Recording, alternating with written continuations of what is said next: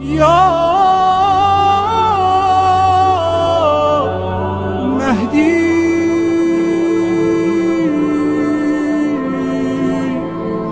مددی۔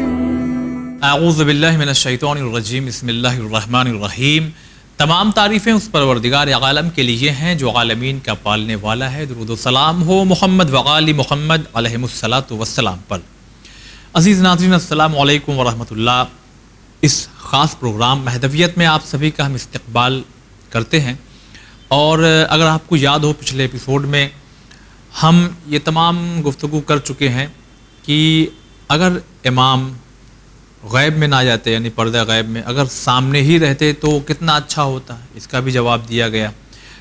پھر یہ باتیں جو پیش کی جاتی ہیں کہ امام جو تشبیہ دی گئی ہے کہ جیسے سورج بادلوں کے پیچھے بھی چھپ جاتا ہے تو اس کا کیا اثر رہتا ہے اس زمین پر، کیا فائدہ ہوتا ہے، تو امام کے سلسلے سے بہت سی اہم باتیں آپ تک پہنچائی جا چکی ہے، اور یہ بھی بات آپ تک پہنچائی گئی کہ کیا یہ پہلی دفعہ ایسا ہوا ہے کہ کوئی ایک شخصیت وجود میں سامنے آئی اور اس کے بعد غیب میں چلی گئی۔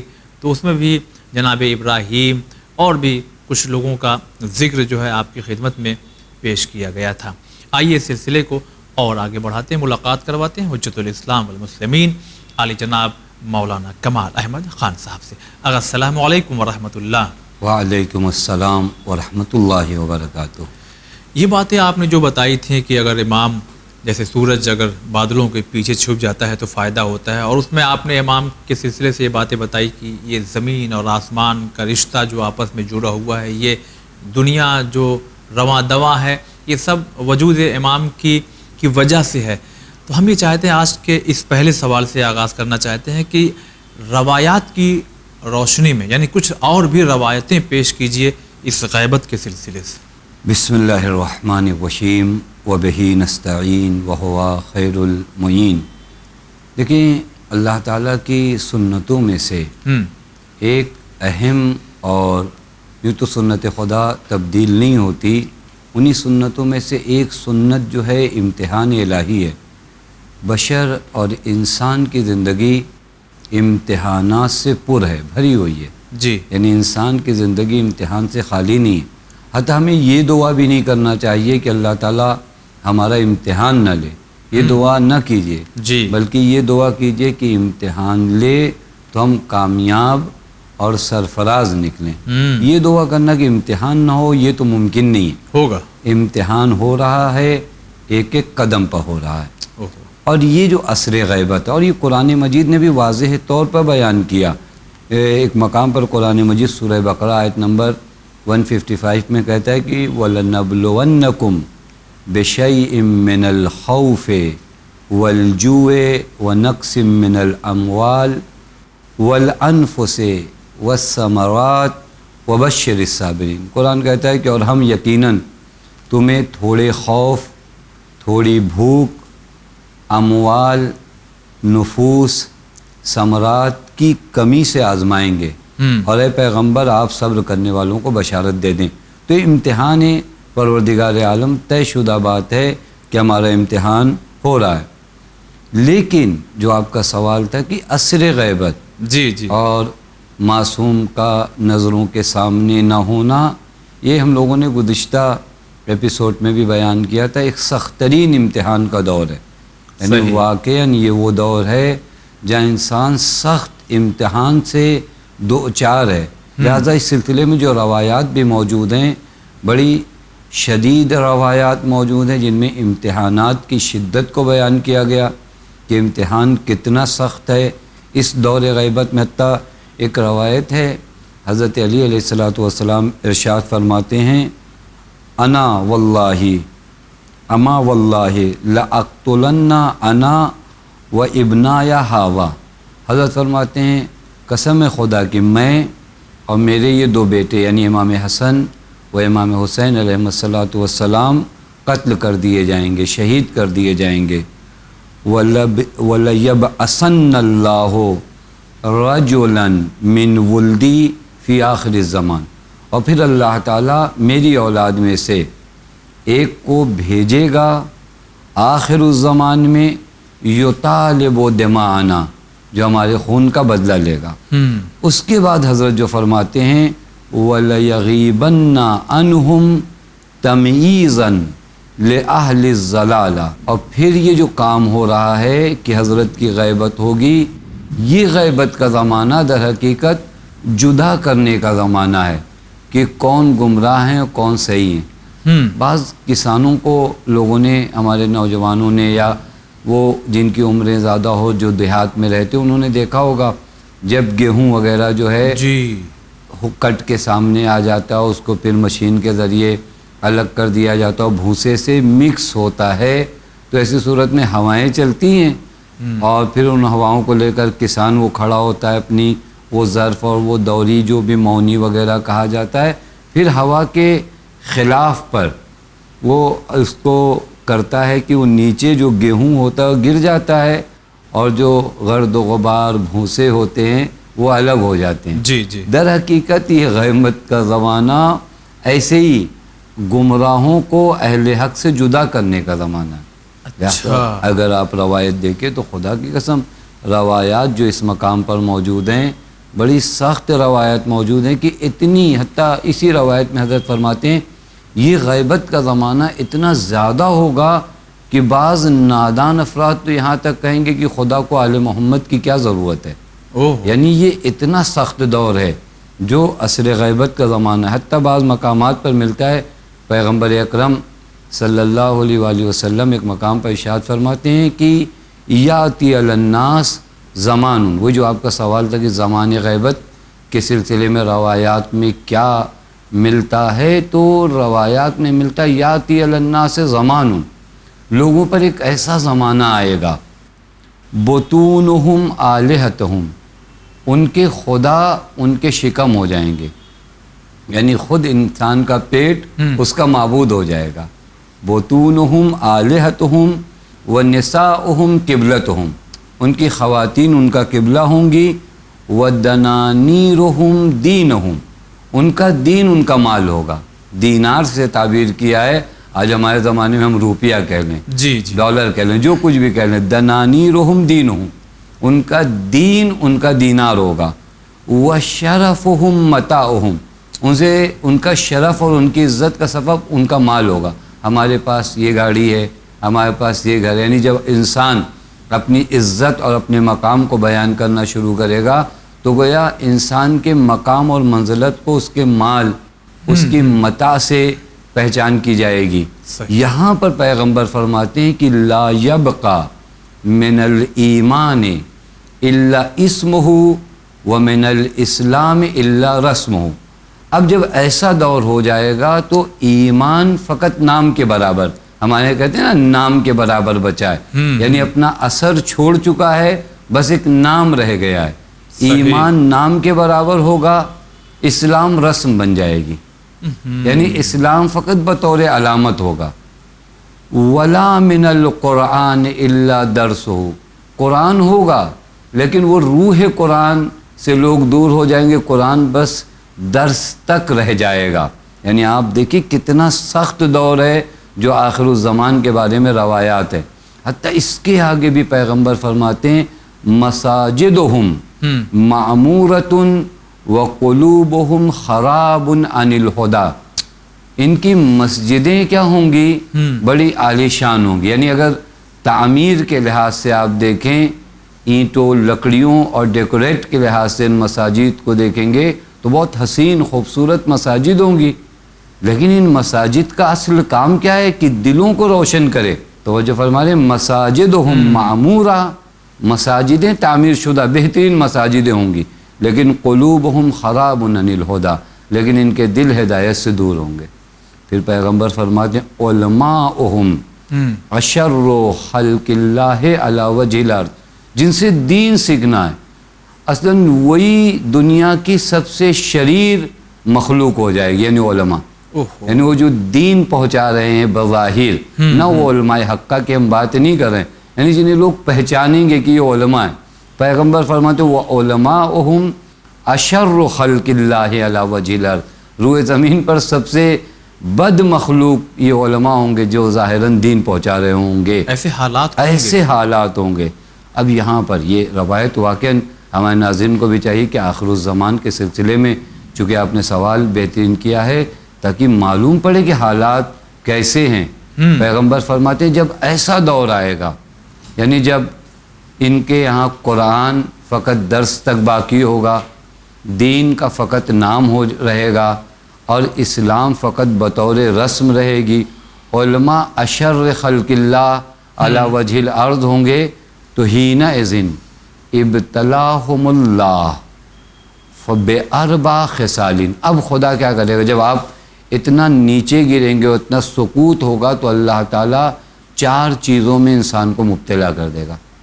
یعنی وہ 4 بیماریاں انسان کو کیا کریں گی، آ کر گھیر لیں گی. اچھا. ان میں سے ایک کیا ہے، جور من السلطان، بادشاہ ہوگا جو ظالم ہوگا. جی. وقحتم من الزمان، قحط سالی کا زمانہ ہوگا. وظلم من الولاة والحکام، قاضی جو جج اس طرح کے لوگ جو یعنی حق کا فیصلہ کرنے والے لوگ ہوں گے، جن کے ماتحت ہم زندگی گزاریں گے، وہی ظلم و ستم کریں گے.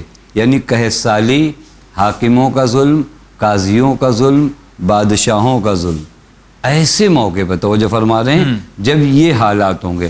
حتیٰ روایت کا جو آخری مرحلہ ہے وہاں پر فتعجب الصحابہ، جب پیغمبر نے جملہ فرمایا تو اصحاب کو تعجب ہوا. قالوا یا رسول اللہ یعبدون الاصنام، یعنی خدا کے علاوہ کسی اور کی عبادت کریں گے یہ لوگ جو اس طرح کی بیماریوں میں مبتلا ہوں گے.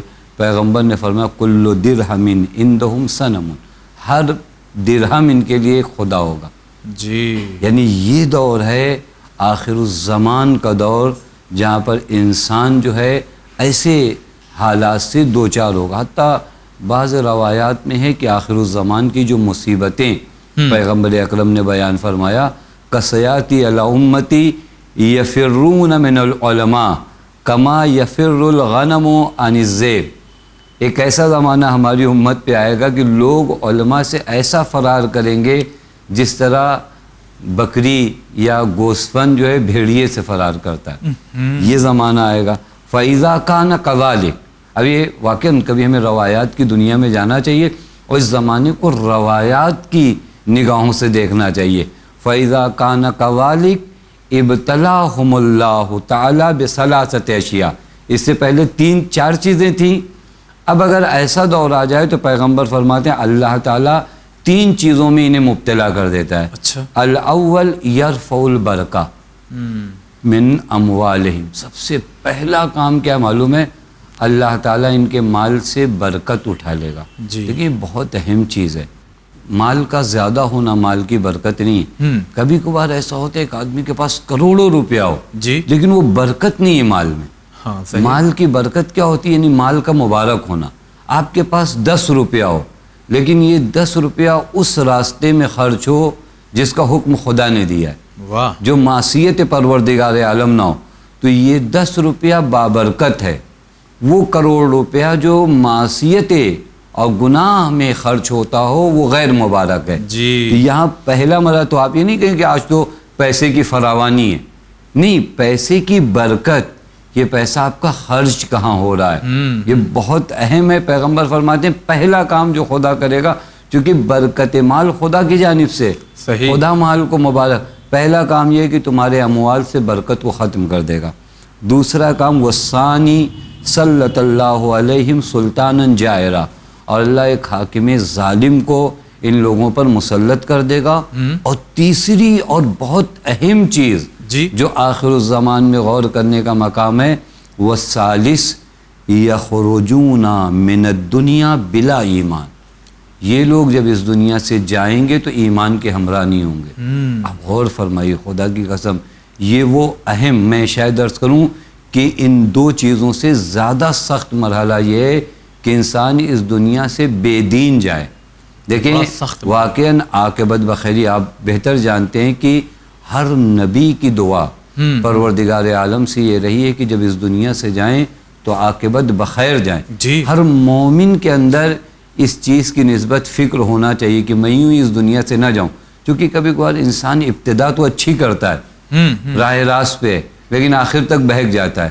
اسی لیے قرآن مجید میں اگر دعاؤں کے باب میں آپ آئیے نا تو کئی انبیاء کی دعا قرآن نقل کرتا ہے جن کی دعاؤں میں ایک دعا یہ تھی کہ ہم جب اس دنیا سے جائیں تو مسلم جائیں، اس دنیا سے جائیں تو خدا کے سامنے تسلیم جائیں۔ وہ قرآن مجید کی سورہ اعراف کی آیت نمبر 126 جہاں قرآن کہتا ہے ربنا افرغ علینا صبرا وتوفنا مسلمین، اے میرے اللہ ہم پر صبر کی بارش نازل فرماؤ، جب اس دنیا سے جائیں تو حالت تسلیم میں جائیں۔ یہ حتیٰ ایک بہت اہم مثال دوں، چونکہ جناب یوسف علی نبینا علیہ الصلوۃ والسلام کا سیریل بچوں نے بھی دیکھا، نوجوانوں میں نے بھی دیکھا، تو جناب یوسف کی شخصیت آج الحمدللہ لوگوں کے نزدیک ہے۔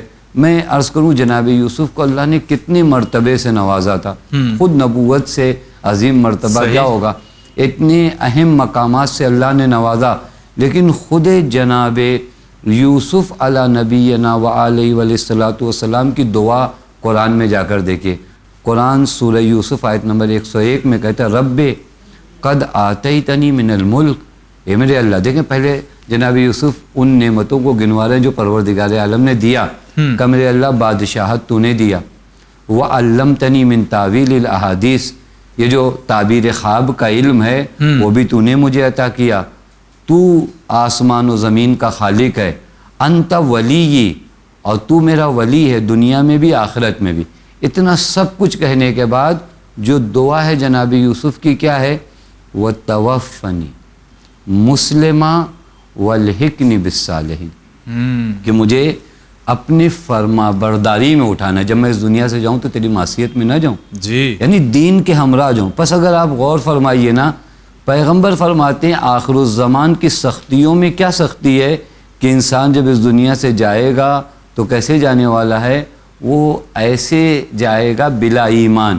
لہٰذا ان روایات کو اگر غور کیا جائے تو سخت مرحلہ ہے آخر الزمان کا، جو روایات میں کثرت کے ساتھ بیان کیا ہے۔ میں نے بڑے اختصار سے چند روایات آپ کی خدمت میں بیان کیے۔ اگر کبھی کبھی مجالس میں اور بہت سے پروگرامز بھی ایسے ہوتے ہیں کہ جب یہ روایات بیان کی جاتی ہیں، جیسے آپ نے بیان کیا اور دیگر علماء بیان کرتے ہیں ممبروں سے بھی، تو ہم جیسے جو لوگ سنتے ہیں تو سب کی بات تو نہیں کر رہے، مگر اکثر ایسا بھی سماج میں دیکھا گیا نا کہ پھر لوگ سمجھنے لگتے ہیں کہ بس یہی ہو رہا ہے، یعنی اب علماء سب ایسے ہی ہیں، مسجدیں سب ایسے ہی بنائی جا رہی ہیں اور کوئی اچھائی نہیں ہے، تو کیا کہیں گے بھی آپ ناظرین سے؟ حسن، تم یہ سوال بھی آپ نے بہت اچھا کیا کہ ہم ایک رخ کو نہ دیکھیں، اسی لیے کہا جاتا ہے کہ ایک روایت کو دیکھ کر آپ بہت آسانی سے فیصلہ نہ کریے، پوری طرح دین سمجھیے، دین مکمل طریقے سے سمجھیے۔ جہاں اتنی سختیوں کا دور روایات میں بیان کیا ہے اور آخر الزمان کو بیان کیا کہ لوگ ایسے ہوں گے، لوگ ایسے ہوں گے، بلا ایمان جائیں گے اور لوگ جو ہے ایمان کے ہمراہ نہیں ہوں گے، تو یہ ذہنیت نہ بننے پائے، چونکہ معلوم ہے سخت دور ہے، اس سے انکار نہیں،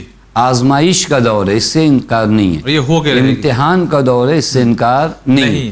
لیکن میں آپ کی خدمت میں عرض کروں، چونکہ آپ نے سوال کیا، وہ بہترین سوال ہے کہ آیا آخر الزمان میں رہنے والوں کی مدح و ستائش بھی ہوئی ہے یا نہیں ہوئی؟ اور حقیقت دیکھا جائے تو مدح بھی ایسی ہوئی کہ کہیں اور دیکھنے کو نہیں ملتی۔ اچھا، ہاں، پیغمبر اکرم صلی اللہ علیہ وآلہ وسلم مولائے کائنات حضرت علی علیہ الصلوۃ والسلام کو مخاطب کر کے کہتے ہیں، بڑی حسین روایت ہے، پیغمبر فرماتے ہیں یا علی اعجب الناس یقیناً وَأَعْظَمُهُمْ ثواباً قوم یکونون فی آخر الزمان۔ پیغمبر فرماتے ہیں اے علی، یقین کے لحاظ سے، یقین کے لحاظ سے، بہت معمولی جملہ نہیں، یقین خود ایک بہت بڑی منزلت ہے، یقین کے لحاظ سے بہت تعجب آور ہیں وہ لوگ، اور ثواب کے لحاظ سے بہت عظیم ہیں وہ لوگ جو آخر الزمان میں زندگی بسر کرتے ہیں۔ یقین کے بڑے عظیم درجے پر فائز ہیں گویا، ثواب کی انتہا پر فائز ہیں وہ لوگ، کون؟ یکونون فی آخر الزمان، جو لوگ آخر الزمان میں جی رہے ہیں۔ لم یہلکو، پیغمبر نے ریزن بھی بتایا کیوں یقین کے لحاظ سے ان کا درجہ سب سے بلند ہے، ثواب سب سے زیادہ ان کو ملتا ہے، کیوں معلوم ہے؟ یہ آخر الزمان والوں کی خوبی بتا رہے ہیں پیغمبر۔ لم یلحقوا النبی وحجب عنہم الحجہ فآمنوا، بسواد علی بیاض، چونکہ یہ آخر الزمان کے لوگ وہ لوگ ہیں جنہوں نے اپنے نبی سے ملاقات نہیں کی۔ حجت برحق کے خدا بھی ان کی آنکھوں سے دور ہے، لیکن اس کے باوجود ایمان لے آئے۔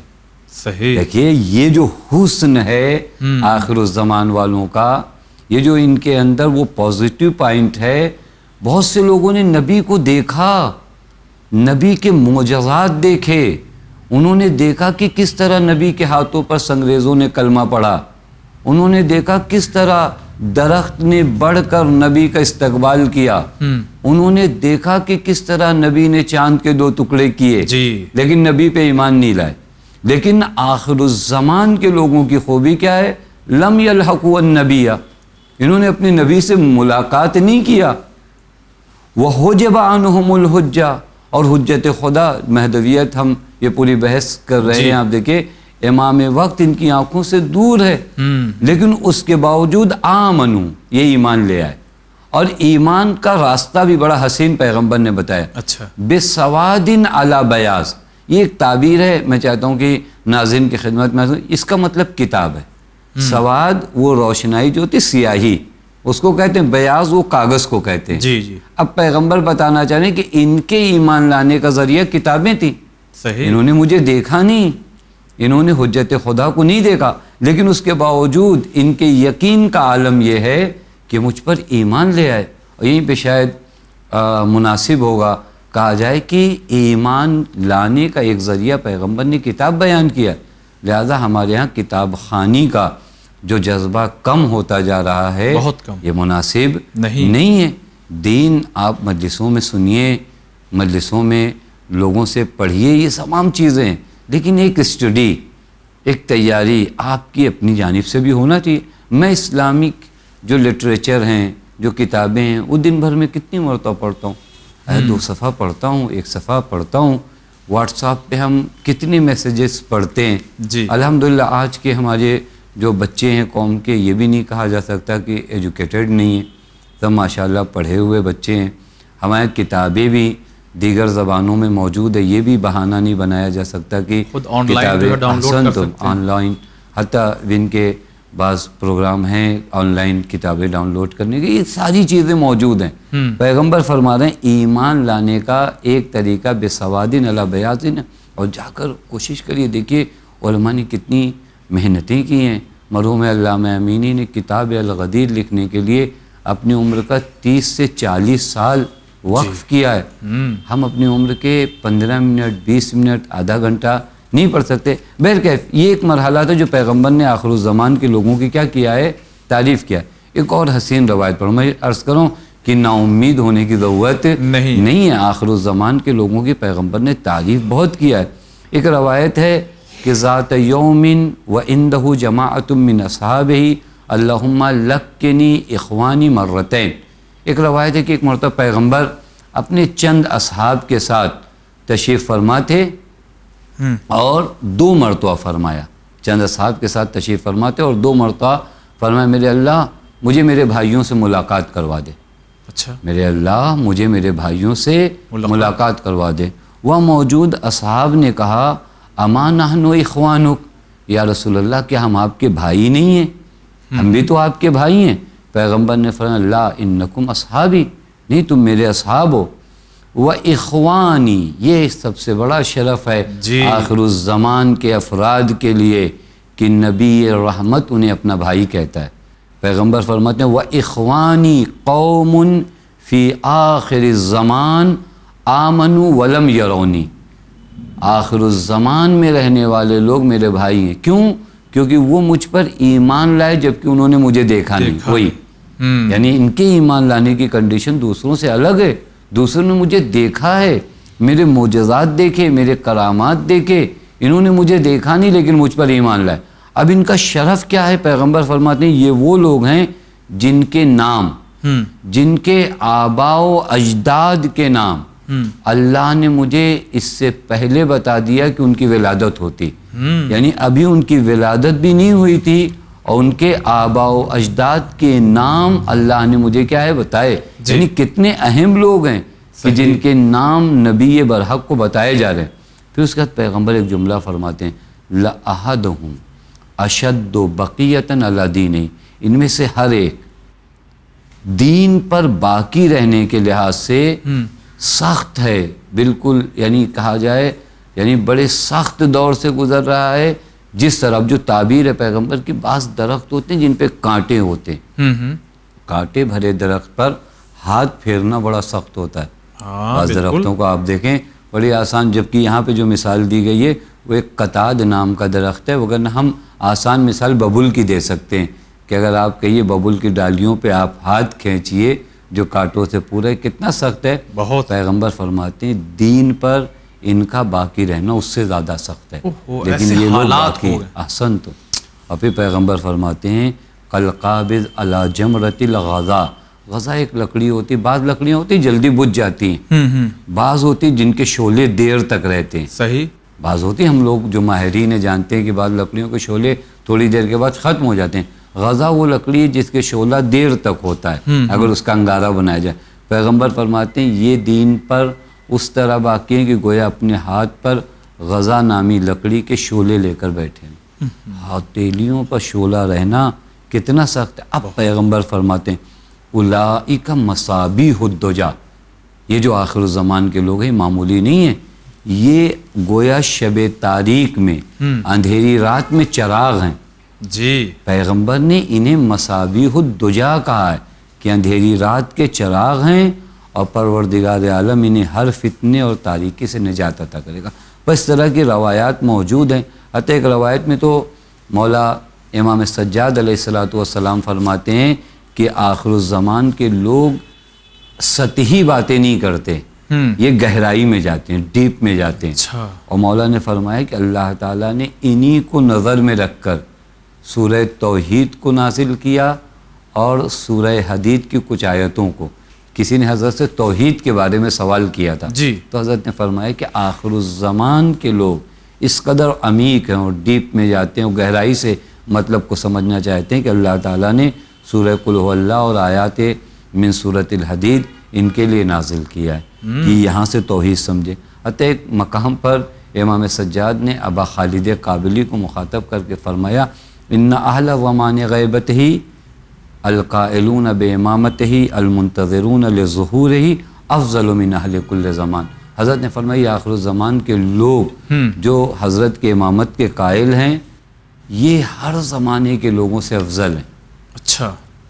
اور پھر امام فرماتے اللہ نے انہیں وہ عقل، وہ شعور، وہ معرفت عطا کیا ہے کہ یہ اپنے امام کو جو غیبت میں ہے گویا دیکھ رہے ہیں، یعنی اپنے امام کو فرض یہ کر رہے ہیں کہ امام ان کی آنکھوں کے سامنے. اس طرح کی بہت سی روایات ہیں جو آخر الزمان کی مومنین کی فضیلت میں بھی وارد ہوئی. چلیے آقا بہت شکریہ ادا کرتے ہیں، اور اللہ کا شکر ہے یہ کہ آج ایک ہی ایپیسوڈ میں دونوں پہلو سے ناظرین گفتگو ہو گئی. اچھا پورے ایپیسوڈ میں آپ نے جو ہے وہ آخر الزمان آخر الزمان آخر الزمان، تو اس سے کیا مراد ہے تھوڑا اور سمجھا دیجیے. آخر الزمان وہ اس عالم کا آخری مرحلہ، جب یہ عالم دنیا کا آخری مرحلہ ہوتا ہے تو اس کو کیا کہا جاتا ہے؟ زمانے کا آخر، یعنی ختم ہونے والا ہے زمانہ. ابھی یہ چیز یاد رکھنا چاہیے، میں نے کئی مرتبہ اور جگہوں پہ بھی عرض کیا کہ زندگی ختم ہونے کا نام نہیں ہے. اصل زندگی تو ظہور حضرت حجت کے بعد شروع ہونے والی ہے. یہ تو ایک زندگی کا سایہ ہے. آخر الزمان اس دنیاوی زندگی کا آخری وقت. لیکن اگر آپ آئیے نا، یہ اصطلاح دو جگہ بولی جاتی ہے. ہمارے پیغمبر کو بھی پیغمبر آخر الزمان کہا جاتا ہے کیونکہ حضرت کے بعد کوئی نبی نہیں آئے گا. لہٰذا حضرت کی ولادت کے بعد سے قیامت تک کے پورے زمانے کو کیا کہا جاتا ہے؟ آخر الزمان. یہ ایک اصطلاح ہے. ایک اصطلاح میں آخر الزمان اس زمانے کو کہا جاتا ہے جو حضرت کے ظہور کے نزدیکی زمانوں، یعنی حضرت کا ظہور ہونے والا ہو اس سے پہلے کا جو زمانہ ہے اسے کیا کہا جاتا ہے؟ آخر الزمان کہا جاتا ہے. لیکن ایک چیز واضح کر دوں جو یہاں پر آخر الزمان کو معین نہ کریے کہ یہی زمانہ آخر الزمان ہے. کبھی کبھی جسے آپ نے وہ پہلی روایت سنائی پہلے سوال جواب میں، وہ بالکل ڈکٹو لگ رہا ہے کہ ایسی سماج میں ہو رہا ہے. اصل تو یہ نشانیاں ہیں. یہ نشانیاں ہیں، لیکن وقت معین کرنے کا کسی کو حق حاصل نہیں. چونکہ آج آپ اتنے شواہد دیکھ رہے ہو لیکن ہو سکتا ہے کل اس سے زیادہ 100 سال بعد ایک زمانہ آئے اس سے زیادہ شباہت لگے اس آخر الزمان سے. لہٰذا یہ ایک چیز میں عرض کر دوں کہ زمان آخر کو معین کرنے کا حق کسی کو حاصل نہیں ہے، خدا اور اس کا رسول اور اس کے اولیاء جانتے. لہٰذا آخر الزمان پیغمبر کے زمانے سے شروع ہوتا ہے قیامت تک. یہ ایک اصطلاح ہے آخر الزمان کی. ایک یہ کہ حضرت حجت کے ظہور سے پہلے کا جو زمانہ ہے وہ آخر الزمان کہلاتا ہے. لہذا ہمارے یہاں آخر الزمان کے سلسلے میں روایات میں بڑے جملے آئے ہیں. لہذا یہ مرحلہ ناظرین کے لیے واضح ہو جانا چاہیے. پیغمبر نے مولا متقیان کو بتایا کہ آخر الزمان کیا ہے. پیغمبر وہاں فرماتے ہیں کہ ابھی ابھی جبرائیل میرے پاس آئے تھے اور انہوں نے مجھے خبر دیا ان القائم الذی، یعنی حضرت قائم جو خارج ہوں گے اور جو قیام فرمائیں گے وہ آخر الزمان میں. میں نے عرض کیا ظہور سے پہلے کا زمانہ. اور وہ آنے کے بعد زمین کو عدل و قسط اس طرح پر کر دیں گے جس طرح زمین ظلم و جور سے پر ہو چکی. لہذا آخر الزمان حضرت حجت کے ظہور سے پہلے کا زمانہ یا بنابر بعض اصطلاحات کے پیغمبر کے ولادت کے بعد سے قیامت تک کا زمانہ. چلیے گا، بہت شکریہ ادا کرتے ہیں. ناظرین بڑے اہم سوالوں کے جوابات آپ تک پہنچے ہیں. چونکہ وقت تمام ہو گیا ورنہ یہ سلسلہ جاری رہتا ہے. بہرحال اگلے ایپیسوڈ میں حاضر ہوں گے تو اس کے بعد اور بھی بہت سے اہم سوالات ہیں جن کے جوابات آپ تک پہنچانا ضروری ہے، تو دیکھنا نہ بھولیے گا. فی الحال اجازت دیجیے. السلام علیکم ورحمۃ اللہ.